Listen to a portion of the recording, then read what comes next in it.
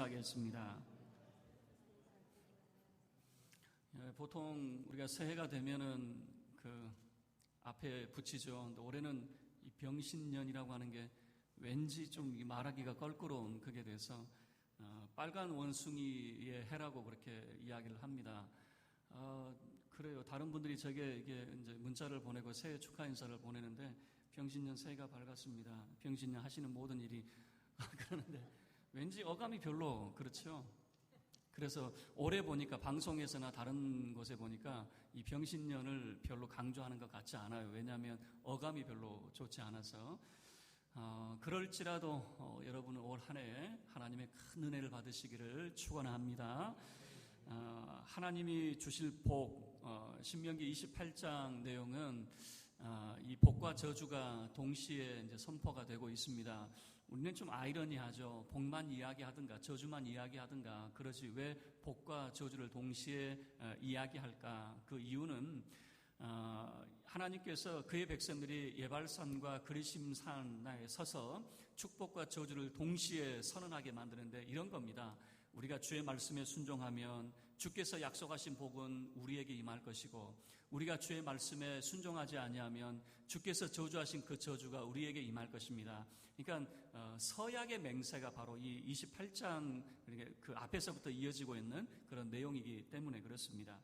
자, 그러면 오늘 하나님이 그의 백성에게 주실 복에 대해서 우리가 생각하면 하나님이 그의 백성에게 주실 복이 많을까요? 적을까요? 엄청나게 많습니다. 그러니까 하나님께서 그의 백성에게 주실 복이 얼마나 많은지 성경이 이제 14절까지 그 복에 대해서 소개를 하고 있습니다. 먼저 7절 우리가 읽었지만은 승리의 복이 있습니다.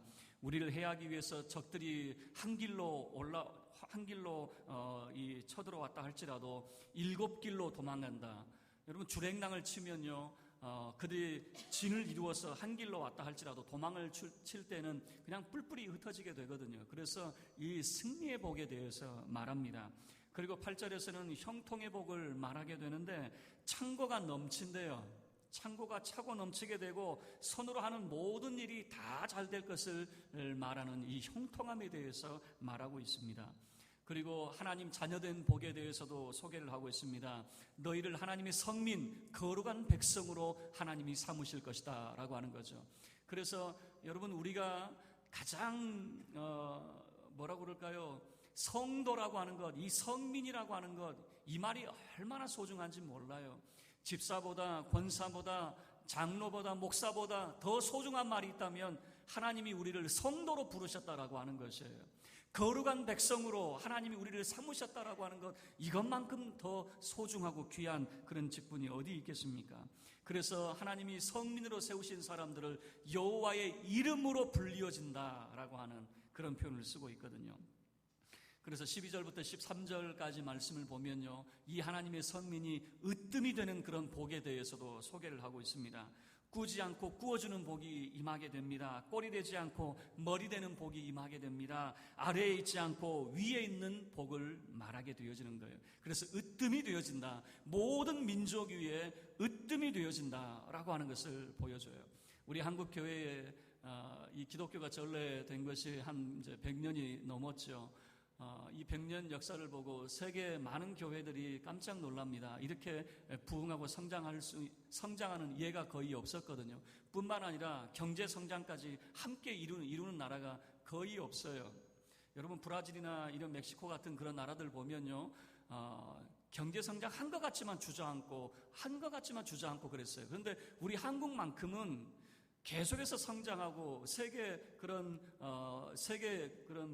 인류 국가와 어깨를 나눌 만한 그런 나라가 됐어요. 많은 사람들이 그런 이야기하죠. 우리 신앙의 선배님들이 무슨 이야기합니까? 우리 성도들이 새벽부터 기도한 결과입니다 라고 이야기하죠. 여러분 어떻게 생각하세요? 성도가 새벽부터 기도하고 이 나라 이 민족을 위해서 기도하고 교회를 위해서 기도해서 이 나라가 이만큼 잘 살게 된 것입니다. 여러분 어떻게 생각하시냐고요? 맞는 말이래요. 여러분 틀린 말 같지만 맞는 말이에요. 왜 그런 줄 아세요? 세계 속에서 이렇게 으뜸되는 복을 우리 대한민국만큼 누리고 있는 나라가 없더라 그 말이에요. 뿐만 아니에요. 이 하나님의 복이, 많은 복이 있는데 이 많은 복이 넘쳐 흘러나게 되어져요. 그래서 얼마나 넘쳐나게 되어지는지 이렇게 소개하죠. 성읍에서도 복을 받고, 그리고 들에서도 복을 받고, 들어와도 복을 받고, 나가도 복을 받고, 복이 한정적인 것이 아니라 항상 넘쳐난다라고 하는 것을 성경이 우리에게 보여주고 있는 것이죠. 그러면 이 복을 우리가 어떻게 받을 수 있을 것인가? 내 것으로 만들 수 있는가? 여러분, 남의 떡은 아무리 커 보여도 그건 별로 중요한 게 아니에요. 이게 내 것이 되어야 되는 것 아니겠습니까? 그래서 하나님께서 우리에게 주실 이 선물, 이 복을 어떻게 내 것으로 만들 수 있을까? 세 가지로 우리가 생각해 볼 텐데요. 들음, 믿음, 행함이라고 하는 세 가지로 우리가 나누어서 말씀을 생각해 보도록 하겠습니다. 28장에서는 듣고 행하라라고 하는 그 말이 주어져 있어요. 저는 한 가지 더 믿음이라고 하는 것을 추가를 시켜서 세 가지로 생각해 보도록 하겠습니다. 먼저 들음이라고 하는 것이에요. 우리는 늘 누군가의 말을 듣고 있어요. 우리는 이런 생각을 하죠. 우리는 하나님 말씀만 듣는다. 우리는 진리의 말씀만 듣는다. 아니에요. 우리는 계속해서 불신앙의 말도 듣고 있습니다. 뱀의 말도 듣고 있습니다. 하나님의 말씀만 듣고 있는 것이 아니라 세상의 말도 우리가 듣고 있더라라고 하는 거예요. 하나님의 말씀과 뱀의 말, 우리 잘 알고 있죠. 에덴 동산에서 일어났던 일입니다. 이 아담과 하와, 하나님 말씀 무엇입니까? 선악을 알게 하는 나무 열매는 먹지 말아라. 다른 건 다 먹어도 되는데 그것만큼은 먹지 말아라. 너 그거 먹으면 죽는다 라고 하나님이 말씀하셨죠. 그런데 정반대로 뱀의 말도 있습니다. 아니야, 선악을 알게 하는 나무 열매 먹어도 너 안 죽어. 왜 하나님이 먹지 말라고 한 줄 알아? 너 그거 먹으면 내 눈이 밝아져서 너도 하나님처럼 될까봐 하나님이 그거 꺼려 하신 거야. 네 먹어도 죽지 않아. 자, 보세요. 우리는 비슷한 말을 동시에 듣고 있다, 그 말이에요. 그래서 우리는 이런 생각하죠. 우리는 늘 교회 생활을 하고 또 말씀을 묵상하고 또 기도 생활하니까 항상 우리는 하나님 말씀만 듣는다고 생각하죠. 아니에요. 늘 우리는 하나님 말씀도 듣고요, 그리고 사탄의 말도 듣고 있는 거예요. 하나님 말씀은 그러면 안 돼. 그런데 뱀의 말은 괜찮아, 뭐 어때? 이렇게 늘 우리에게 두 가지 언어가 주어지는 거예요. 예를 들면 이런 건 아닐까요? 하나님 말씀은 우리는 절대적으로 성수주의라고 하나님 앞에 절대적으로 충성해야 돼. 그런데 한 번쯤 빠진다고 뭔 일이 있겠어? 뭐 어때? 괜찮아? 뭐 이런 거예요. 물론 그렇죠. 한 번쯤 빠진다고 무슨 일이 있겠어요? 그런데 재밌는 건 뭐냐면 한 번이 두 번 되고 두 번이 세 번 되더라고요. 그렇지 않아요? 예배 시간에도 마찬가지예요. 한 번 안 졸기 마음 먹고 눈 부릅뜨고 있으면 절대 안 졸아요. 그런데 한 번 졸기 시작하면 두 번 졸게 되고 세 번 졸게 되고, 이게 습관이 돼가지고 예배 시간마다 졸게 되고, 습관이 돼가지고 예배 시간마다 늦게 되어지고. 그러면 여러분, 성경 우리의 성도 여러분의 모습을 보면요, 일찍 오신 분은 항상 일찍 와요. 늦게 오신 분은 항상 늦게 와요. 그게 습관이 돼버리는 거란 말이에요. 믿음의 말과 불신의 말이 있어요. 믿음의 말이 뭡니까? 이제 모세의 경우를 우리가 두고 생각을 해보죠. 모세가 12명의 정탐꾼을 보냈습니다. 10명의 정탐꾼, 그들이 불신의 그런 보고를 하게 됩니다. 과연 그 가나안 땅을 우리가 정탐해 봤는데 그 땅은 참 좋은 땅입니다. 그런데 문제는 그 땅에 살고 있는 아낙 자손이라고 하는 사람들인데, 그 사람들에게 비하면 우리는 메뚜기에 불과합니다. 그러나 두 명의 믿음의 그런 언어가 있었습니다. 아닙니다. 비록 아낙 자손이 거인족과 같이 그런 장대한 사람이라 할지라도 그들은 다 우리의 밥입니다. 그런데 사람들은 누구의 말을 청종합니까? 믿음의 말을 청종했을까요? 아니면 불신앙의 말을 청종했을까요? 불신앙의 말을 청종을 하는 거죠. 항상 동시에 우리는 두 가지 언어를 듣게 되어져요. 믿음의 말과 불신의 말, 하나님의 말씀과 뱀의 말. 우리는 이것을 계속해서 듣고 있다라고 하는 거예요. 이 신명기라고 하는 것은 다른 게 아닙니다. 이 신명기라고 하는 신명기의 별칭이 있는데 모세의 설교라고 하는 그런 별칭이 있습니다. 그래서 신명기 전체 내용은 모세가 그의 백성에게 설교하고 있는 그런 내용이에요. 그런데 이 모세가 이 신명기를 통해서 무엇을 설교하고 있을까? 모세는 사람 말을 듣다가 그는 죽을 뻔한 그런 경험을 했어요. 말씀드린 대로 그가 가데스 바네아라고 하는 곳에서 사람의 말을 들었습니다. 백성들이 이렇게 제안을 하는 거예요, 모세에게. 어차피 우리가 가나안 땅에 들어갈 건데 그 땅이 어떻게 생겼는지, 그리고 그 땅에 사는 사람들이 어떤 사람들인지 우리 미리 정탐을 해보고 우리 좀 알고 들어갑시다 라고 그렇게 제안을 하거든요. 어때요? 이 말이 틀린 말입니까? 아니, 맞는 말이죠. 어차피 들어갈 땅인데 그 백성들의 요구대로 그럽시다. 그 땅이 어떤 땅인지 좀 우리가 확인하고 그렇게 합시다. 그래서 이 족장들을 세워서 12명의 족장들을 세워서 그들을 정탐을 하게 된 거죠. 그런데 정탐꾼의 보고 때문에 난리가 난 겁니다. 정탐꾼의 보고가 이런 보고예요. 10명의 보고가 그 땅은 참 좋은 땅입니다. 모세가 우리에게 말해준 대로 젖과 꿀이 흐르는 땅입니다. 그런데 문제는 뭐냐면 그 땅에 살고 있는 아낙 자손이라고 하는 장대한 사람이 있는데 그 사람들은 네피림의 후손 같은, 그러니까 만약에 그 사람들과 우리가 전쟁을 하면 우리 다 죽습니다. 그래서 10명의 정탐꾼이 뭐라고 보고하냐면 우리 그 땅에 들어가면 안 됩니다라고 보고를 해버리는 거예요. 그래서 사람들이 어떻게 받아들이냐면, 아니, 모세라고 하는 사람이 우리를 애굽에 이끌어내서 이 광야 험난한 곳을 우리에게 지나게 만들더니 결국에는 우리 무덤길로 안내했던 거야? 여러분 어떻게 생각하세요? 가나안 땅, 그들의 소망이 이 10명의 정탐꾼의 보고 때문에 그 소망이 완전히 무너져 버리는 거예요.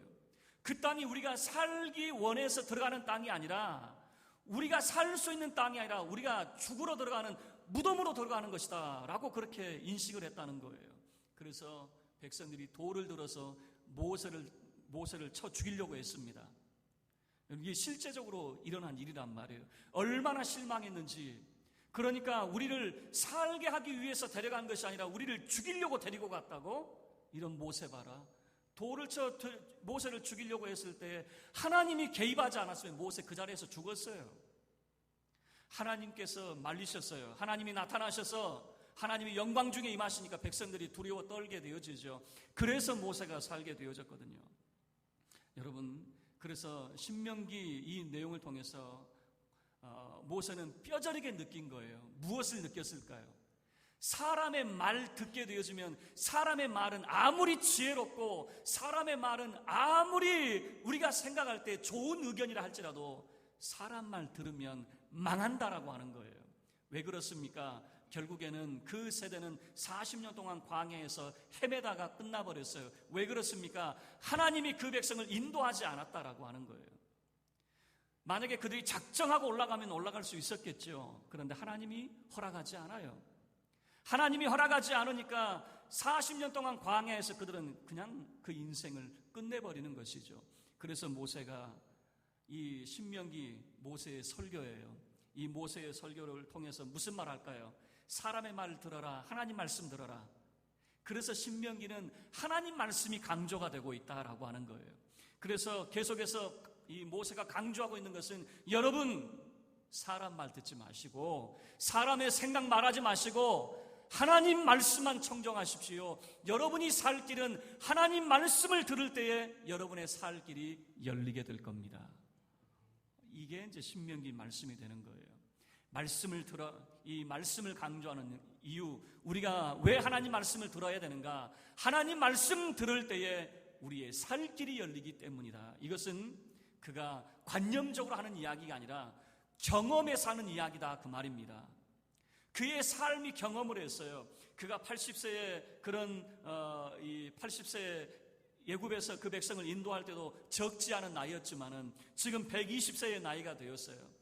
이제 그가 죽음을 앞두고 있을 때에 그 백성들에게 해주는 그 말이 무슨 말이냐, 그 말이에요. 죽음을 앞두고 유언처럼 그 백성들에게 남겨주는 이야기는, 여러분 사람 말 듣지 마세요. 그의 전 생애를 통해서 그가 깨달은 바가 이것이었단 말이에요. 하나님 말씀 들으세요. 하나님 말씀 들어야 여러분 삽니다. 자, 그리고 두 번째는 믿음이라고 하는 겁니다. 말씀과 믿음의 관계를 보면 성경은 이렇게 이야기합니다. 말씀은 믿음을 불러일으킨다라고 하는 거예요. 그래서 우리는 잘 알고 있죠. 믿음은 들음에서 난다. 그리고 이 들음은 그리스도의 말씀이다라고 하는 것을 로마서 10장 17절을 통해서 우리는 잘 알고 있습니다. 특별히 바울은 말씀을 믿음의 말씀이라고 하는 표현을 많이 사용을 합니다. 그래서 로마서 10장 8절 말씀에서 그러면 무엇을 말하느냐? 말씀이 내게 가까워 내 입에 있으며 내 마음에 있다 하였으니 곧 우리가 전파하는 믿음의 말씀이라 그랬어요.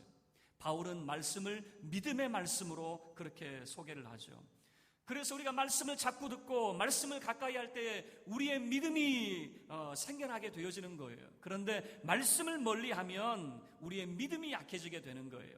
대표적인 인물이 아브라함의 조카 롯과 같은 그런 사람일 거예요.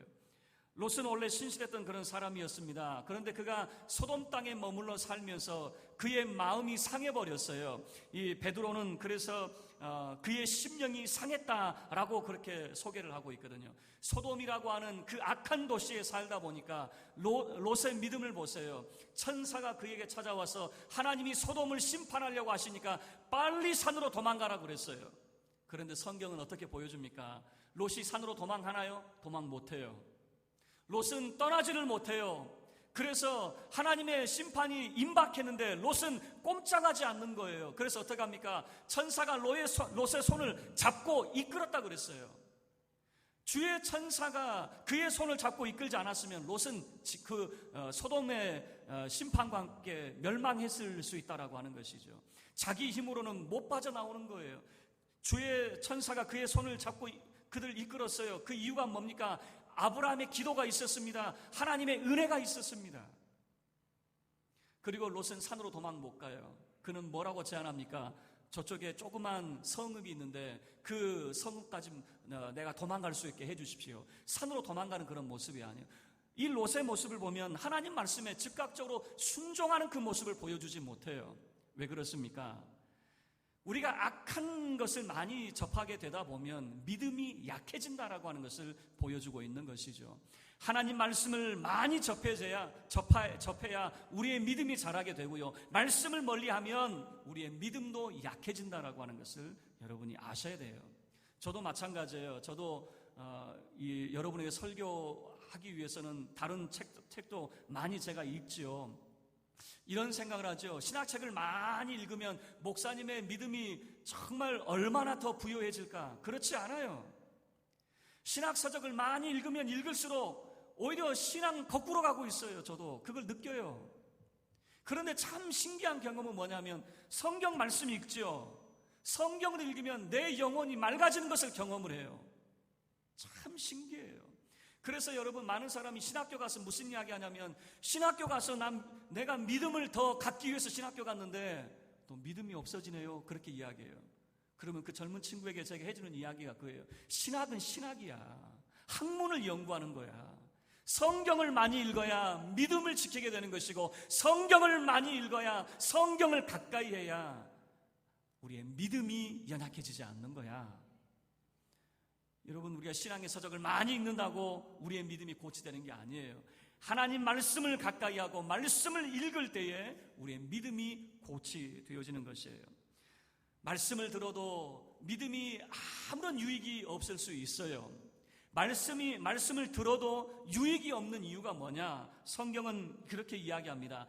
믿음과 하나가 되지 못하면, 말씀이 우리 속에서 믿음과 결부하지 못하면은 아무런 영향력이 없다 그 말이에요.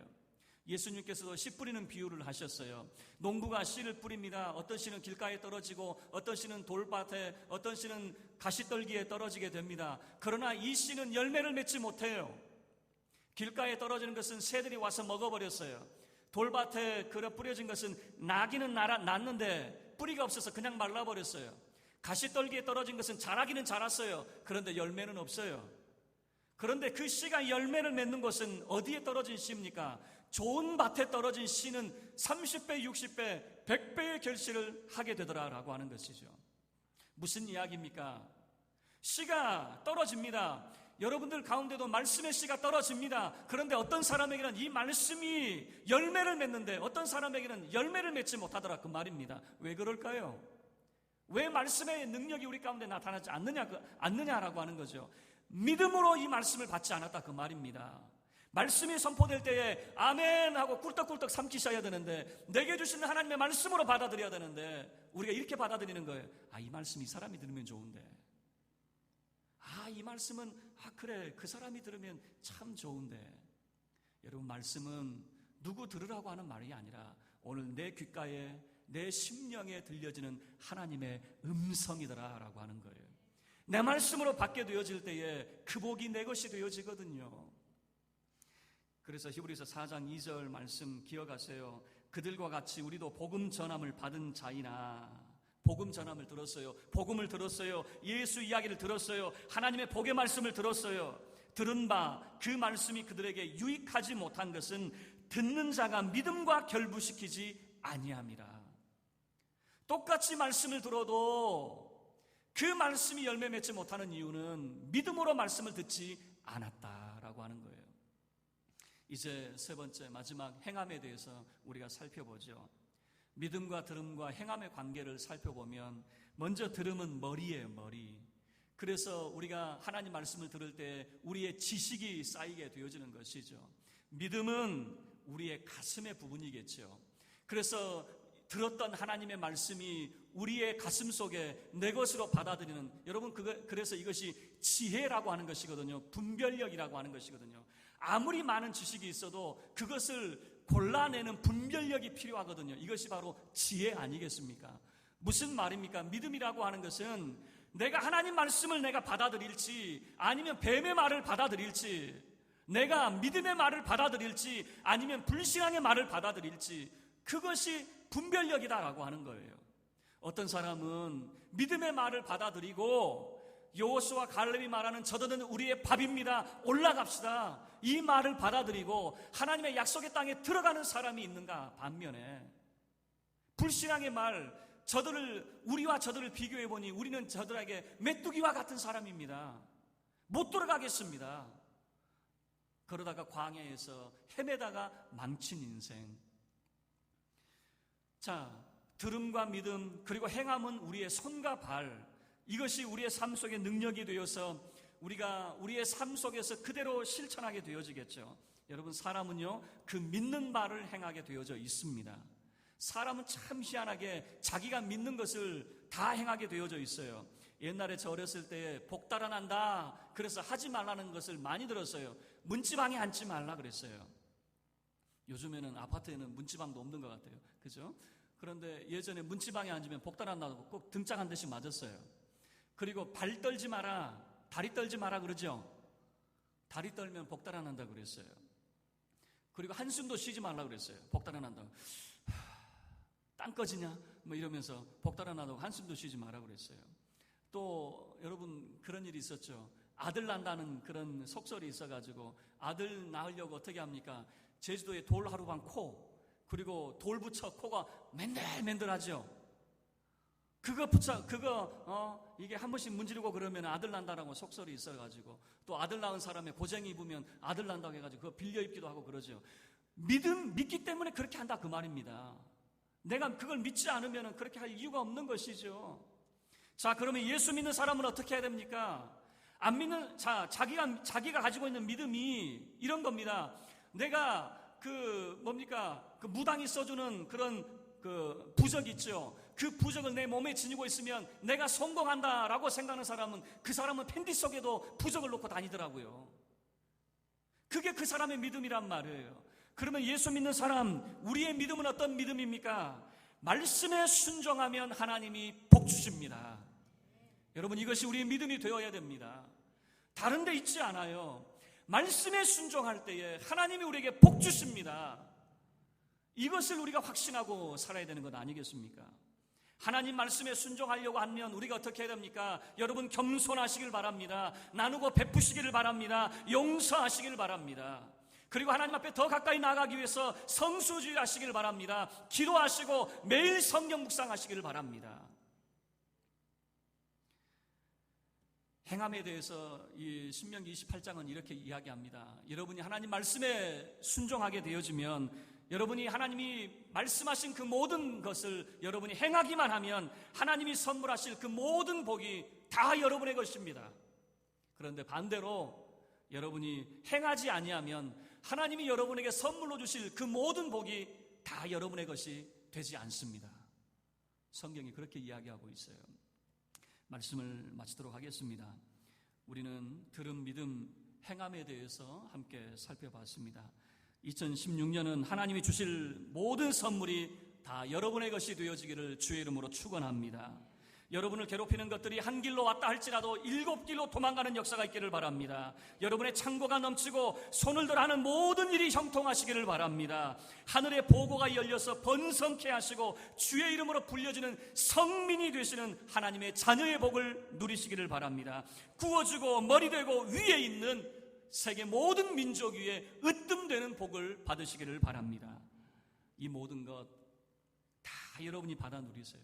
하나님의 선물은 하나님이 우리에게 주시려고 선물하신 것이지 이거 남에게 주려고 하겠어요? 부모가 자식에게 선물을 주지 생판 모르는 사람 주려고 하겠습니까? 하나님이 마련해 놓으신 이 선물, 이 약속해 주신 선물은 다 여러분 것이에요. 다 여러분 것이에요. 다 여러분 것이라고요. 그런데 그것을 내 것으로 만들기 위해서는 말씀을 듣고 믿음으로 반응하고 그대로 행하시기를 바랍니다.